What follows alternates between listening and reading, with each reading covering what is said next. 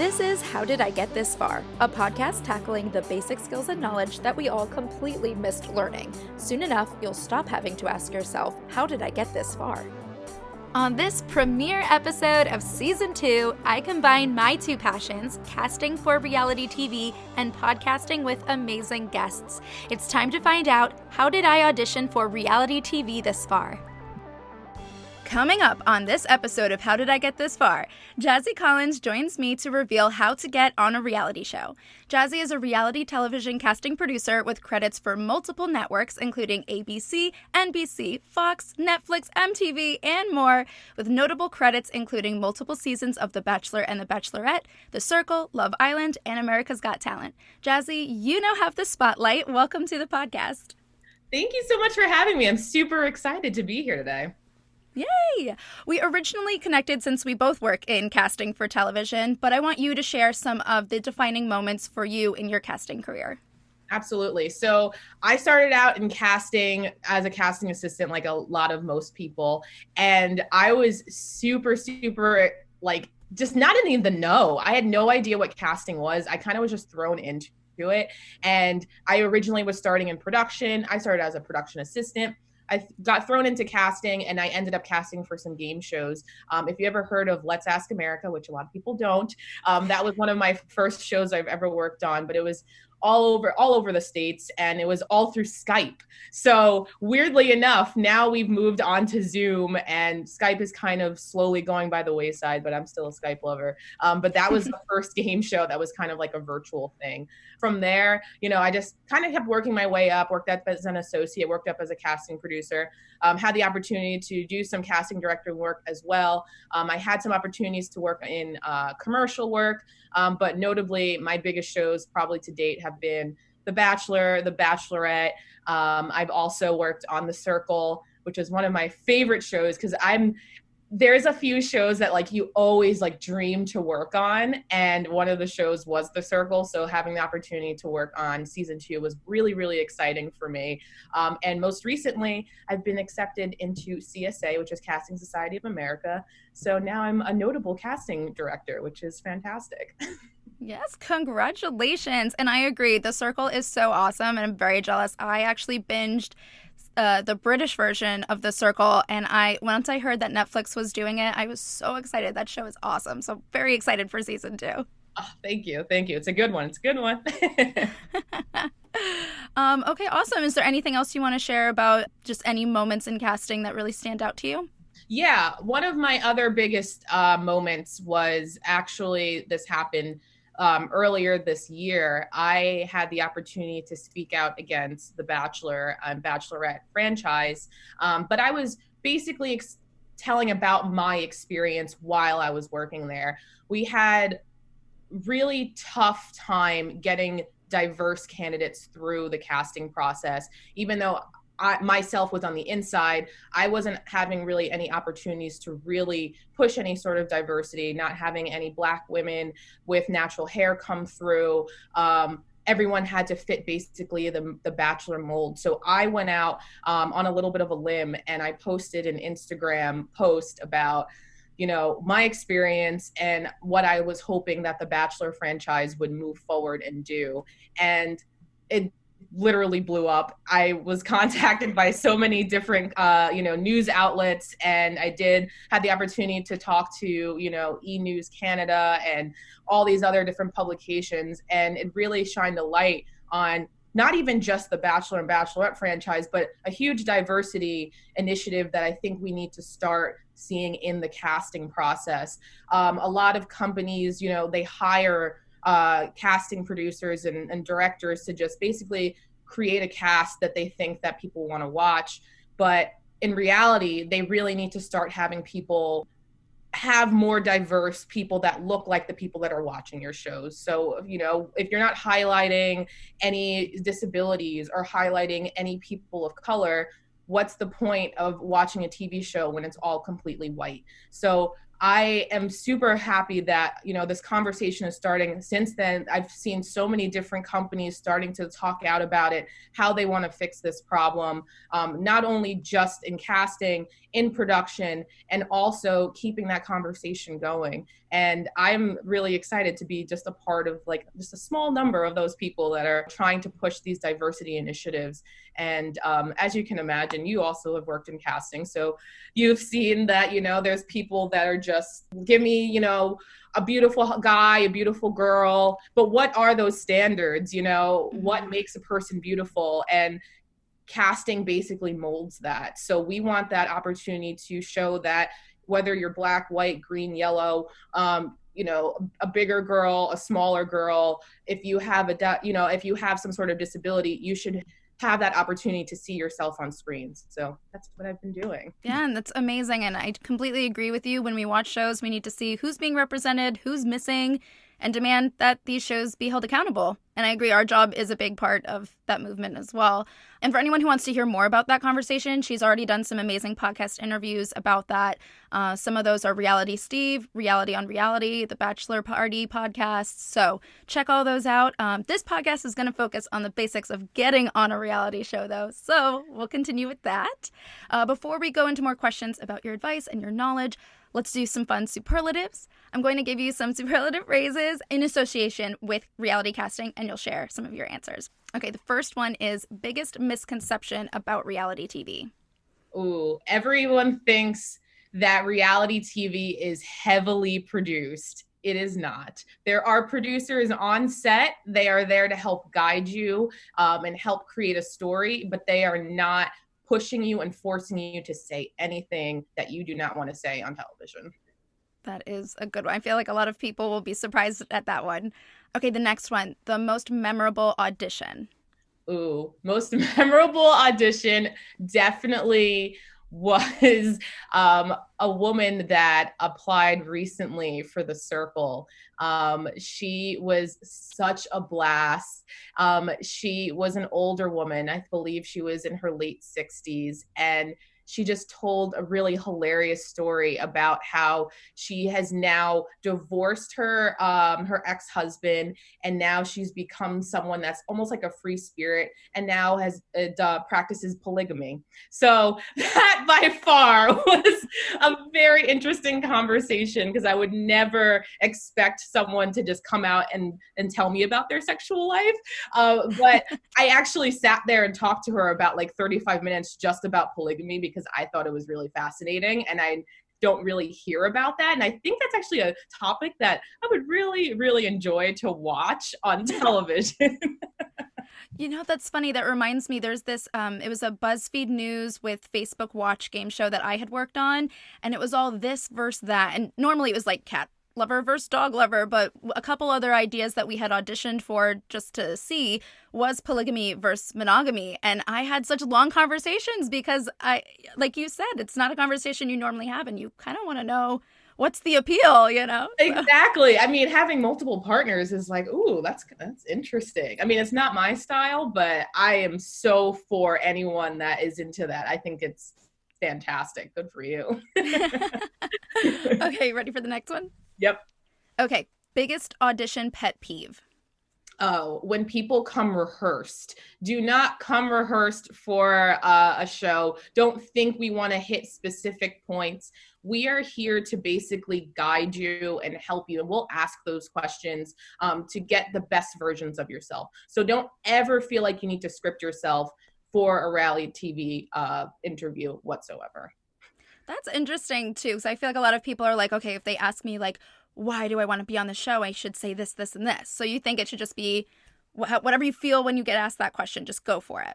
Absolutely. Anything that comes first into your brain is your initial reaction, and it's actually more energetic usually because you're excited about this information that you're about to share with me. If it's rehearsed, it comes off across almost like, oh, well, I guess this is how I want to, this is why I want to be on this TV show. I want you to really just kind of come at me, tell me a little bit about yourself, tell me why you want to be on this show. And then obviously we'll highlight the cool parts about your life, whether you're a firefighter or, you're a basketball player, or maybe you're just a person on a desk job. It doesn't matter what type of career you have. Don't feel like you need to script yourself for reality TV. That's the whole point of reality TV. It's reality. So don't script yourself.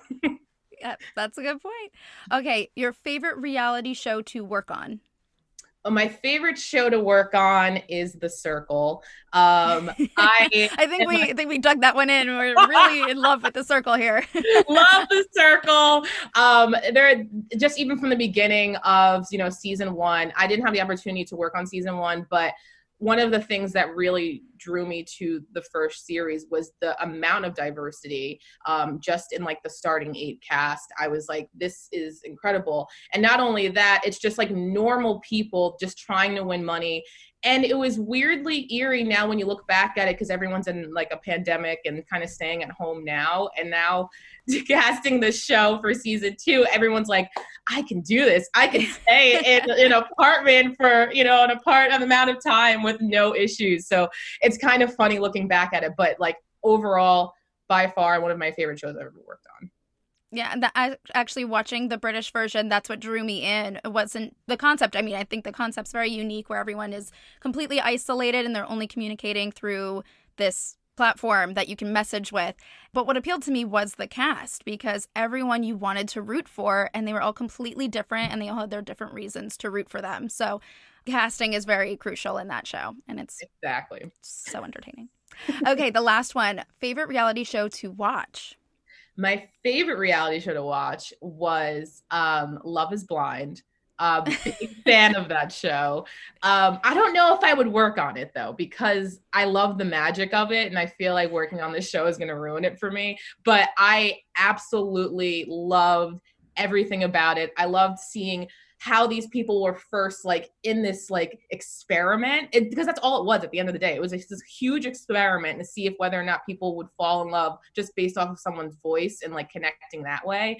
And I loved being able to kind of follow these stories and then finding out later that they filmed this show like in like a full year before it premiered, and these people were still together. It's like it blew my mind. I was like, oh my gosh, the fact that A, they kept it a secret that long, and then B, these people are still together. It was just like kind of like the most exciting thing for me. I was like, that means people actually don't really need to see someone. They don't need that physical reaction. They could just develop feelings based off of just talking to someone. And I love the psychology behind it. I agree. I still don't believe that you can fall in love without seeing them, even though the show proved it. It's mind-blowing, but I'm ready for a season 2. So. Okay, let's move on to some more questions about reality casting. So before we actually get the audition, let's find out how we actually get them. What are some ways that you suggest people find reality casting notices? Absolutely. So there's a whole bunch of Facebook groups that you can join that basically, like if you just type in reality TV in Facebook search bar, a whole slew of different groups that you can join. You can just literally click yourself and add it. If you're not a Facebook person, totally understandable. Instagram is a huge other place where you can look. So if you follow myself at Jazzy Casting, you'll see all of my casting notices for anything. But even just seeing me, I'm following a whole bunch of other casting producers. So you can just go through my followers and just basically start adding and looking for casting notices. Also look through hashtags, #NowCasting, #casting. You're always going to see some sort of casting notice. And if anything appeals to you, just go for it. There's no reason for you to be like, I don't know if I should fill out this application. You won't know unless you try. And if we see something in you and we think that you would be a great fit for the show, you will get contacted. You did actually touch on kind of my next question where it's like, maybe I shouldn't do it. Is there ever a time where there's a person who just isn't made for reality TV? Like, is there ever a way you can reflect and be like, maybe reality TV is not for me? Like, is there such a thing as like not a good fit? I don't think there's a thing that's called not a good fit, because everyone fits in a different bubble, except if you are someone that just does not like to talk. I guess that would be the only type of person that shouldn't be on reality TV. If you are just super, super introverted, you don't really like expressing your feelings, I wouldn't say reality TV for you. But just because you're like, I don't know, I have, a really hard 9 to 5 and I really don't think I can devote any time, but you see something that interests you, still go for it. like, what's the point unless you try? So I wouldn't say anything should scare you for reality TV. I know when reality TV when first started, when there was like The Real World and shows like that, there was so many like trashy, and that's where it kind of got that really gross stigma. But since then, reality TV has really developed into something that has become really informative. So not only are you like learning, for example, Indian matchmaking is a fantastic show where I learned more about, you know, the Indian culture that I probably would have never known unless I watched this TV show. But it was also, you know, entertaining. I was able to watch these people really develop and fall in love and also learn about the culture. So that's an opportunity that maybe you wouldn't have normally applied for because you're like, well, I'm an Indian person and I only usually, you know, matchmake. That's a TV show for you. And there's almost a TV show for everyone these days. You know, if you're a game show addict, there's game shows. If you are a really fascinating person, a docuseries might be great for you. So like, if you have a really weird niche, like you do llama farming, there's probably a TV show for you. So don't feel like you can't apply to something just because you don't fit in the stereotypical reality TV bubble that you think exists, because it doesn't. Yeah, and this next question, I think we can all predict the answer, but I think a lot of people feel that people that end up on the show, or of any show, that they are recruited.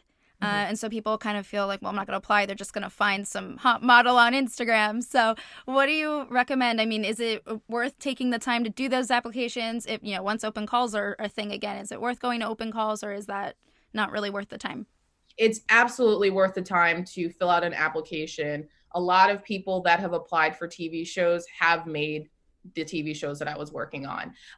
Recruiting is just always something that's going to be a part of reality casting no matter what. We're always looking for fresh faces, and sometimes, you know, we get the same people that are constantly applying. So sometimes it's really good to just shake things up, look out there and see what we can find, and that's how you find crazy characters that might be really good for a television show. But definitely worth going to open calls, definitely worth, you know, applying. That's the only way we'll see your face, because otherwise we might miss you when we're doing our recruiting. Great. All right. Well, let's say that we did get to this audition. Can you kind of break down a typical casting process for, I mean, I know there's different types of shows. There's game shows, competition shows, reality shows, and they all kind of change depending on the show. But is there kind of a typical format for it? A typical format, obviously, like you said, it can change. You know, there's usually, you know, you fill out an application, then there's usually a phone call with, you know, an associate or a producer, and then usually they either use Zoom or Skype to do a video portion of an interview. This is really your opportunity for us to see your face, see how you are on camera, and it's also a blast. You know, there's a lot of producers out there that really love what they do and love meeting people. So their opportunity is to make sure for you to feel as comfortable as possible. It's never something that you should feel like uncomfortable because you're talking to a complete stranger and telling them about your life. This is a way for us to kind of see how you would be if you were on camera. And then after that, you know, we pitch you to network and you see if you make the show. Perfect. What is some advice you have for how to prepare for that audition? Like I said before, do not script yourself. Just go for the full Monty. Be yourself. Have a lot of fun with it. Also, if you're one of those people that, you know, have a lucky shirt, have lucky socks, whatever it is that kind of shows off who you are as a person on camera, wear that. Don't wear these crazy stripes. Don't wear crazy patterns that look not great on camera. We want to make sure that you feel comfortable, but we also want to make sure you look good on camera. So don't look like you rolled out of bed. You know, make sure your hair and makeup is done. And also, another pet peeve of mine is that if you are doing an interview and you're going to do it on your phone, make sure it's flipped horizontally. Do not have it set up vertically, because we cannot record that way. So make sure it's set up and also propped up. Make sure you have fantastic lighting, because otherwise we're going to have to make you, you know, stop the audition, fix everything. And it's just really great for us casting producers to kind of just turn on our, you know, our MacBook, and you have a perfect screen, perfect lighting, perfect framing, and we don't have to change anything. Yep, I will second that. It will not determine if you get on a show or not, but if you want to be on a casting producer's good side, just follow the directions in the Exactly. email. Exactly. We have it all laid out for you in that email. So don't try to do something with a crazy angle. Don't try to do something with crazy makeup for that day. Today is your day to shine, and we want you to be you. So do not change anything that you would normally do. Just fresh lighting and fresh smiles, and you got this. Love it. What else are casting producers looking for in the audition?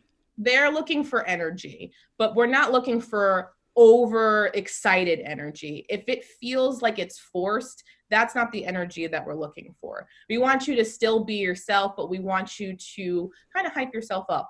Like maybe if you just took a shot with your best friends and you're like, woo, that's you, that's what we want to see. If you're not a drinker and maybe you just did a really good, fantastic workout and you're now hyped up, that's that energy that we want. But we don't want something that feels forced, would be one of the biggest things for me. Yeah, I think the advice that I usually give is be yourself, but just a heightened version of yourself, a more energetic version of yourself. Exactly, 100%. What are some, I know you kind of said like don't prepare, don't rehearse, but are there any kind of typical questions that casting producers ask? I usually ask a little bit about your background. How'd you come to be who you are? So that's the nitty gritty of reality TV. Why should we be watching this person? So I usually ask questions like, where are you from? What do you do for work? Tell me a little bit more about your work. What's like your day-to-day life? How would you describe your personality if your friends were to describe you? And that's usually where I like to begin my interviews, just to kind of warm people up, because I know it's kind of awkward to just be sitting there having a conversation with a complete stranger. And there's nothing better than being able to talk about yourself. If you can talk about yourself, you got this. So that's where I usually start, warm up, and then obviously the interview will get tailored into whatever I am casting for. Perfect. And then any other final tips on how to impress a casting director, casting producer, or even the casting assistant?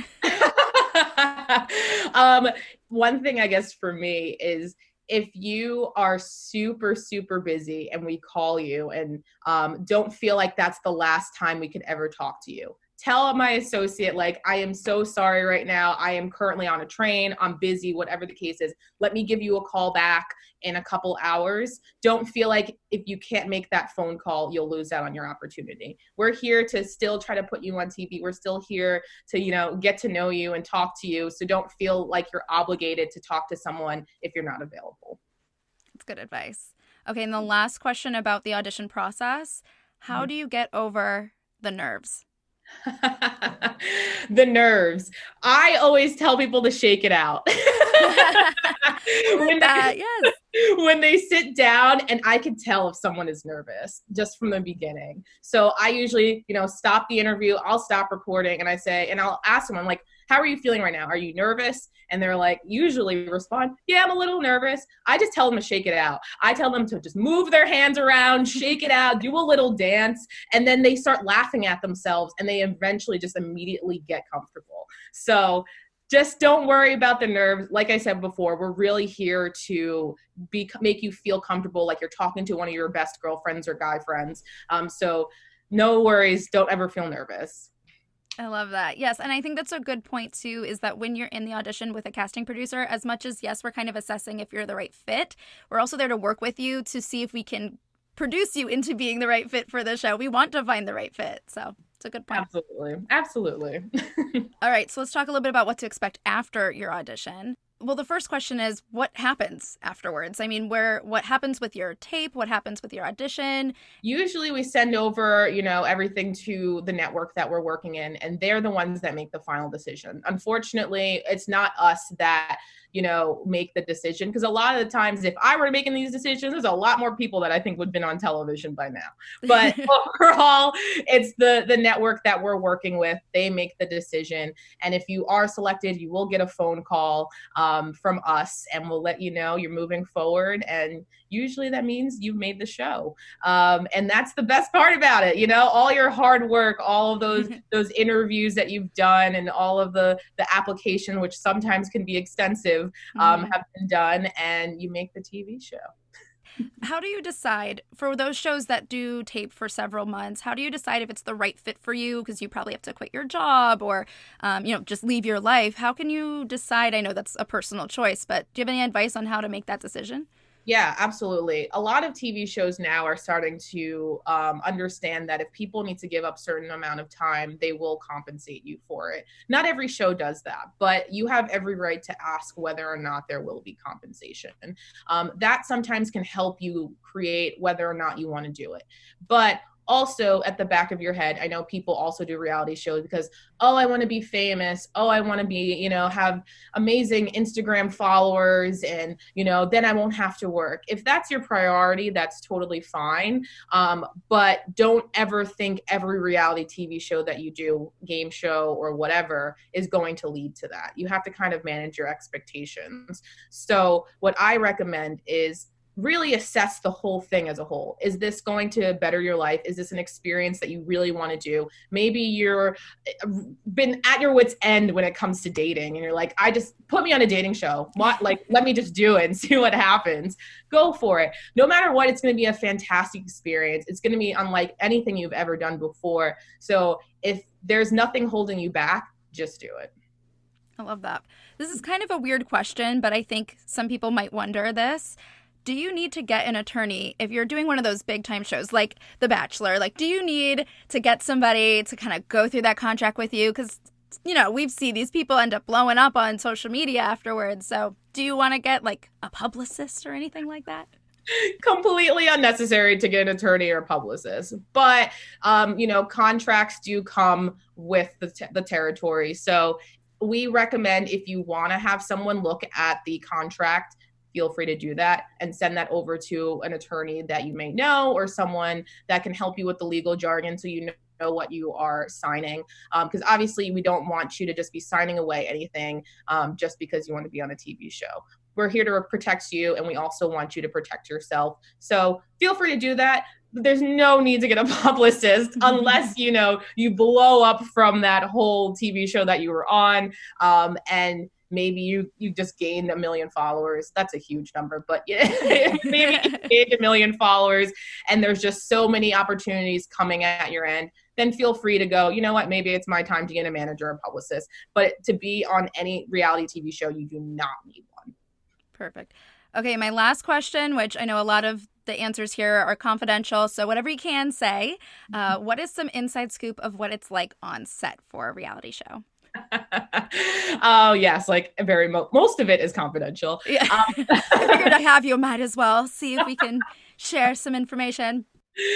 It's basically what you kind of see if you ever watch some docu-series. They kind of break the thing, what we call breaking the fourth wall, which is basically where you see, the cameras, maybe you'll hear the producer talking. That's basically what it is on set.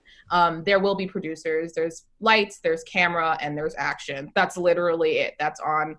It might be overwhelming for someone that's never done it before, seeing all these cameras and lights, but soon, after you just continue to do it and start to get more comfortable. And like I said, those producers that are on set are there to help you and help mold who you are and make you look your absolute best on television. Those cameras, those lights start to fade away and you'll just kind of be yourself, just kind of having a good time talking. If you're with a group of people, most of the time, a lot of these people come out with so many friends on reality TV shows because they've all done that same crazy, weird experience all together. Great.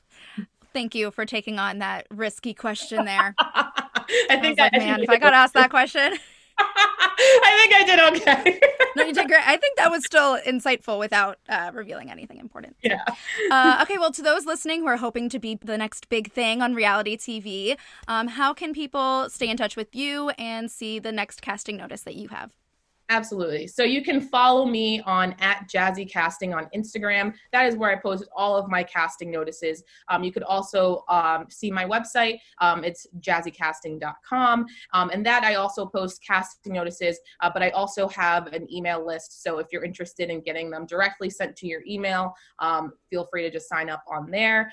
Or if you want to just follow me on my personal, it's @JazzyNicoleCollins. And I also post sometimes there for my casting notices and a little bit more tidbits behind the scenes, which is also kind of fun. Great.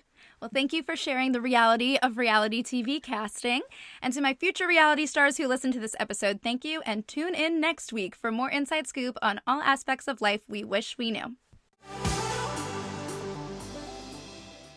I have a spoiler alert. There will be a bonus mini episode with even more tips and stories from other casting professionals as well as reality stars themselves. Be sure to check it out this Thursday on the How Did I Get This Far podcast, wherever you listen to podcasts. I hope this episode helped. Please subscribe, rate, and review to support the podcast. And follow along for more hacks, tips, and failed attempts on Instagram at How Did I Get This Far Pod. Well, that's as far as we will get for now. I'm Amanda Ogun. Thanks for listening.